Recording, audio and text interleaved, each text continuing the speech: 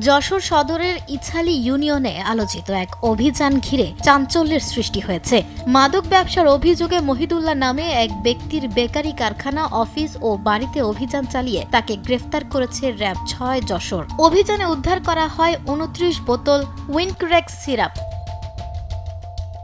সোমবার বিকেল থেকে গভীর রাত পর্যন্ত এই অভিযান পরিচালিত হয়। র্যাবের সদস্যরা মহিদুল্লাহর বেস্ট ব্রেড অ্যান্ড বেকারি কারখানায় তল্লাশি চালিয়ে কথিত ফেন্সিডিল বিকল্প হিসেবে পরিচিত উইনক্রেক্স সিরাপ উদ্ধার করে। পরে তাকে আটক করা হয়।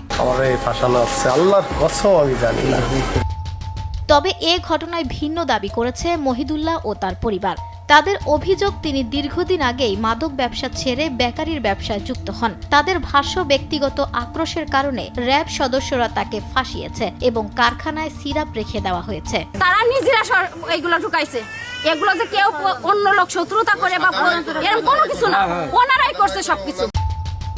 স্থানীয়দের দাবি, বিকেল ৪টার দিকে সাদা পোশাকে কয়েকজন র‍্যাব সদস্য কারখানায় প্রবেশ করেন। এরপর সিসি ক্যামেরার সংযোগ বিচ্ছিন্ন করা হয় এবং তল্লাশি শুরু হয়। পরে ক্যামেরার হার্ড ডিস্কও খুঁজে পাওয়া যায়নি বলে অভিযোগ করেন তারা। র‍্যাব ৬ যশোরের পক্ষ থেকে জানানো হয়েছে, মহিদুল্লাহর বিরুদ্ধে এর আগেও একাধিক মাদক মামলা রয়েছে। অভিযানে পাওয়া আলামতের ভিত্তিতে তাকে গ্রেফতার করা হয়েছে। এদিকে র‍্যাবের বিরুদ্ধে ওঠা অভিযোগও খতিয়ে দেখা হবে বলে জানিয়েছেন কোম্পানি কমান্ডার এটিএম ফজলে রাব্বি প্রিন্স। আমরা ফ্যাক্টরি সার্চ করি এবং ফ্যাক্টরি সার্চের ফলে আমরা আজকে ২৯ বোতল উইনক্রেক্স, যেটা বলা হয়, ৯টি মামলা রয়েছে।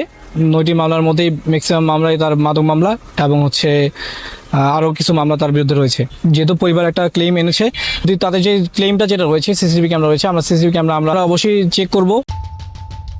পুরো ঘটনাকে ঘিরে এলাকায় চলছে নানা আলোচনা সমালোচনা, আর তদন্তের দিকেই এখন নজর স্থানীয়দের। নিউজ ডেস্ক, দেশ টিভি।